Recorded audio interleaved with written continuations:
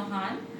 और आज मैं आपसे बात करूंगी इस कोरोना वायरस बीमारी को लेकर। इस समय हम इस बीमारी को सुन के बहुत ज्यादा घबराए हुए और कहीं ना कहीं बहुत डरे हुए भी हैं।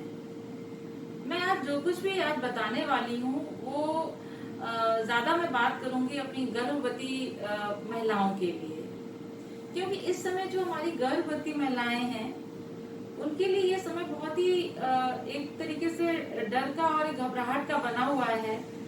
वो कहीं ना कहीं सोच रही हैं, बाहर जाने में भी डर है, हम अगर घर पे हैं तो हम डॉक्टर को दिखा नहीं पा रहे हैं, तो हमारा गर्भ ठीक से बढ़ रहा है कि नहीं, कोई दिक्कत तो नहीं हो रही है।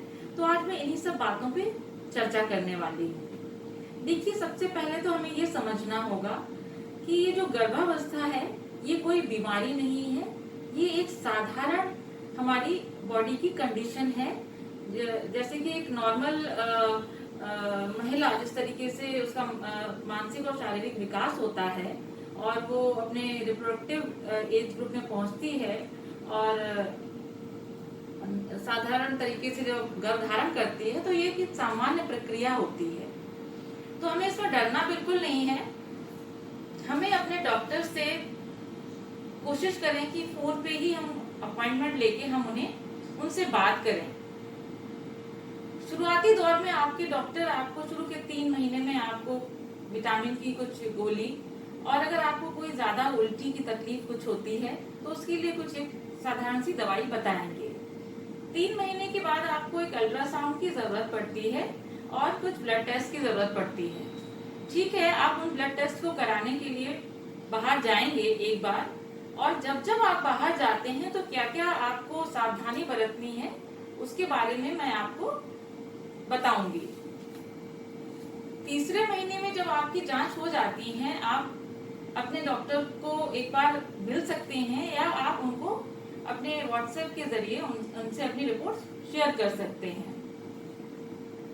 चौथे महीने में जब आप पहुंचते हैं तो आपको टेटनस इंजेक्शन के लिए जाना पड़ सकता है, और बेहतर ये होगा कि जब आप तीसरे महीने में अल्ट्रासाउंड के लिए निकली हैं, NT-NB अल्ट्रासाउंड, उसी समय आप अपना टेटनस का इंजेक्शन भी लगवा लें। ठीक उसके 1.5 महीने बाद आपका दूसरा टेटनस का इंजेक्शन लगता है और उसके 1 महीने बाद आपका दूसरा अल्ट्रासाउंड होता है। तो इस दौरान आप 3 बार बाहर निकली। अब आपके वो जो आयरन कैल्शियम की दवाइयां हैं वो आपकी चलती रहेंगी, और फिर अगला अल्ट्रासाउंड आपका आपके 8वें-9वें महीने के बीच में होता है। तो ज्यादा से ज्यादा आप 4 बार घर से बाहर निकली और आप अपने डॉक्टर से फोन पे सलाह ले रही हैं। जब आपका डिलीवरी का टाइम आ जाता है तब आपको अपने डॉक्टर से मिलना है। उस समय आप पूरी तरीके से अपनी सावधानी बरत के आप हॉस्पिटल में अपने डॉक्टर से पहले से अपॉइंटमेंट लेके मिलेंगी। जब जब आप टेस्ट कराने या अपने डॉक्टर से मिलने के लिए बाहर निकलती हैं तो आपको इस बात का खास ख्याल रखना है कि आपने अपने पूरे शरीर को ढक रखा है। आपने फुल कपड़े पहने हुए हैं, आप अपने बालों को एक दुपट्टे से कवर कर लिया है और एक मास्क अच्छे से पहना हुआ है। आप इस तरीके से पहुंचती हैं और पूरी तरीके से सोशल डिस्टेंसिंग का पालन करते हुए, है ना, हमें बहुत ज्यादा क्राउडेड प्लेस में नहीं खड़े होना है। हमें सीधे अपॉइंटमेंट पहले से लेके पहुंच के एक सोशल डिस्टेंसिंग मेंटेन करते हुए, मास्क लगाए हुए। कई बार मैंने देखा है कि महिलाएं अगर आ भी रही हैं दिखाने तो मास्क पहन के आती तो है, लेकिन जैसे ही वो डॉक्टर के सामने जाती हैं उनका एक हैबिट होती है कि मास्क हटा के बात करना शुरू करती हैं। आप मास्क बिल्कुल अपने चेहरे से तब तक नहीं हटाएंगी जब तक कि आप वापस घर नहीं आ जाती। घर आने के बाद आप अपने मास्क को सही तरीके से यहाँ से उठा के निकाल के ऐसे करके डस्टबिन में फेंक देती हैं, और आप अपने सारे कपड़ों को अलग निकाल के गर्म पानी में धो के और पूरी तरीके से आप स्नान कर लेती हैं, नहा लेती हैं। तो इस तरीके से आप इस जो कोरोना वायरस से जो डरे हुए हैं, जो घबराए हुए हैं, अगर आप इस तरीके से करते हैं तो आपको कोई डरने या घबराने की बात नहीं है। दूसरी बात मैं आपको बताना चाहूंगी कि आपकी अगर पहले से कोई थायराइड की मेडिसिन या फिर आपकी ब्लड प्रेशर की मेडिसिन या आपकी कोई साइकेट्री की मेडिसिन या नीरो की अगर कोई मेडिसिन चल रही है तो उसको उसी तरीके से चलने दें, अचानक से बंद ना करें। आप अपने डॉक्टर से सलाह ले लें, या तो वो उस मेडिसिन को बदल देंगे या तो कहेंगे कि हाँ ये मेडिसिन आपकी वैसे ही चलती रहेगी। तो प्रेगनेंसी की अवस्था में आने पे आपकी जो पहले से दवाइयां चल रही हैं उन्हें अचानक से बंद ना करें। इसके अलावा आप जब घर में रह रहे हैं तो आपको कुछ बातों का ख्याल रखना है। आपको अपने घर में जब भी आप कुछ बाहर से आया हुआ सामान छूती हैं या कुछ ऐसा सब्जियां या फल आपके घर में आते हैं तो उन्हें बाकायदा किस तरह धोना है, इसके बहुत अच्छे से गवर्नमेंट की तरफ से वीडियोस चल रहे हैं। उन्हें पहले हम पानी में भिगा दें, थोड़ा सा सोडा डाल दें या थोड़ा सा लिक्विड सोप भी डाल के उसको अच्छे से वॉश करके रख सकते हैं। जब भी बाहर से आई हुई कोई चीज हम टच करते हैं तो हमें बहुत अच्छे से अपनी हैंड वॉश करने हैं। हैंड वॉश की टेक्निक हमें बहुत कायदे से ध्यान रखनी होगी। यूं ही जल्दी में हम हैंड वॉश ना करें, हमें बाकायदा पूरा जिस तरीके से हैंड वॉश 20 सेकंड का करना है, ऐसे करके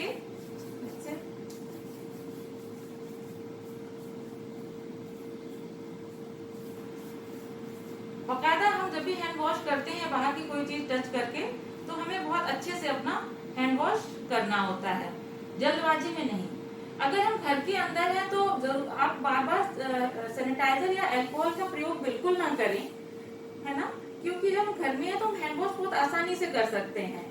तो हम घर में जब तक है हमें अल्कोहल युक्त सैनिटाइजर का यूज नहीं करना चाहिए, बिकॉज अल्कोहल कहीं ना कहीं गर्भवती महिलाओं के लिए हानिकारक होता है।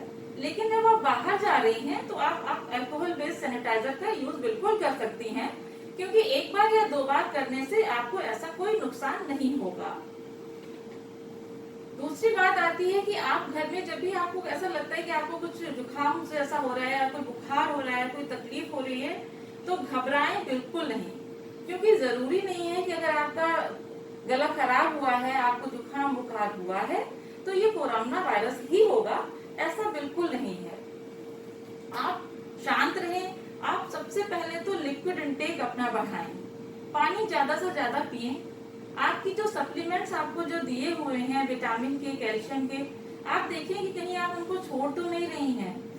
मल्टीविटामिन की 1 डोज आप एक्स्ट्रा में ले सकते हैं, और बल्कि मैं तो कहूंगी आप जरूर लें, क्योंकि जब हम मल्टीविटामिन का पूरा सही से सेवन करते हैं अपने खान पान के साथ तो हमारी इम्यूनिटी बढ़ जाती है, जो कि गर्भावस्था में वैसे ही हमारी जो इम्यूनिटी और जो हमारी रोग प्रतिरोधक क्षमता है वो कहीं ना कहीं कम हो रही होती है। तो डॉक्टर के द्वारा बताए हुए आयरन, कैल्शियम और विटामिन को जो आप ले रही हैं उसको बहुत कायदे से लें, और एक मल्टीविटामिन की डोज आप जरूर लेती रहें। पानी खूब ज्यादा पिए, गुनगुने पानी से आप गार्गल करें और रेस्ट लें।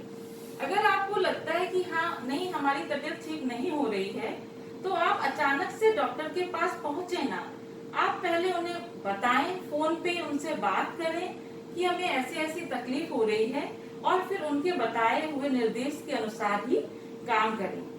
ऐसे समय में आपको डरने या घबराने की कोई जरूरत नहीं है।